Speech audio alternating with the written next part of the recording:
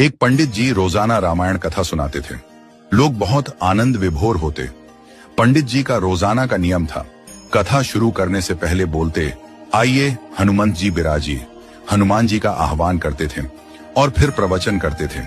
एक वकील साहब हर रोज कथा सुनने आते। वकील होने के कारण उनके भक्ति भाव पर एक दिन तर्कशीलता हावी हो गई। वकील साहब ने पंडित जी से पूछा, महाराज जी, आप रामायण की कथा बहुत अच्छी कहते हैं, हमें बड़ा रस आता है, परंतु आप जो गद्दी प्रतिदिन हनुमान जी को देते हैं, उस पर क्या हनुमान जी सचमुच विराजते हैं? पंडित जी ने कहा, हाँ, ये मेरा व्यक्तिगत विश्वास है कि राम कथा हो रही हो तो हनुमान जी अवश्य पधारते हैं। वकील ने कहा, महाराज, ऐसे बात नहीं बनेगी। हनुमान जी यहाँ आते हैं, इसका कोई सबूत दीजिए।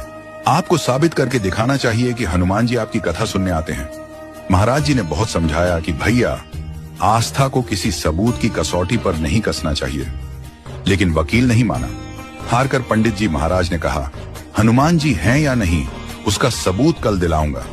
जिस गद्दी पर मैं हनुमान जी को विराजित होने को कहता हूं, आप उस गद्दी को आज अपने घर ले जाना, कल अपने साथ उस गद्दी को लेकर आना और फिर मैं कल गद्दी यहां रखूंगा।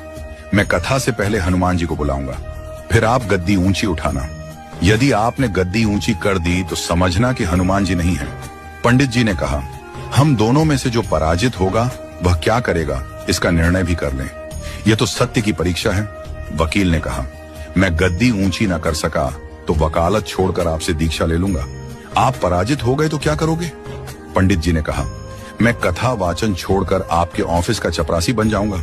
अगले दिन कथा पंडाल में भारी भीड़ हुई। जो लोग रोजाना कथा सुनने नहीं आते थे, वे भी भक्ति, प्रेम और विश्वास की परीक्षा देखने आए। काफी भीड़ हो गई, पंडाल भर गया। श्रद्धा और विश्वास का प्रश्न जो था, पंडित जी और वकील साहब कथा पंडाल में पधारे। गद्दी रखी गई। पंडित जी ने सजल नेत्रों से मंगलाचरण किया और फिर बोले, आइए हनुमंत जी विराजिए।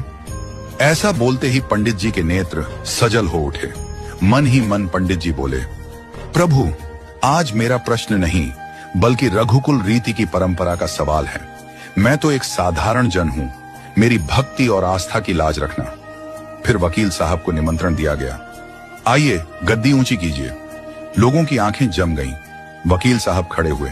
उन्होंने गद्दी उठाने के लिए हाथ बढ़ाया, पर गद्दी को स्पर्श भी न कर सके। जो भी कारण रहा, उन्होंने 3 बार हाथ बढ़ाया, किंतु तीनों बार असफल रहे। पंडित जी देख रहे थे। गद्दी को पकड़ना तो दूर, वकील साहब गद्दी को छू भी न सके। तीनों बार वकील साहब पसीने से तरबतर हो गए। वकील साहब पंडित जी महाराज के चरणों में गिर पड़े और बोले, महाराज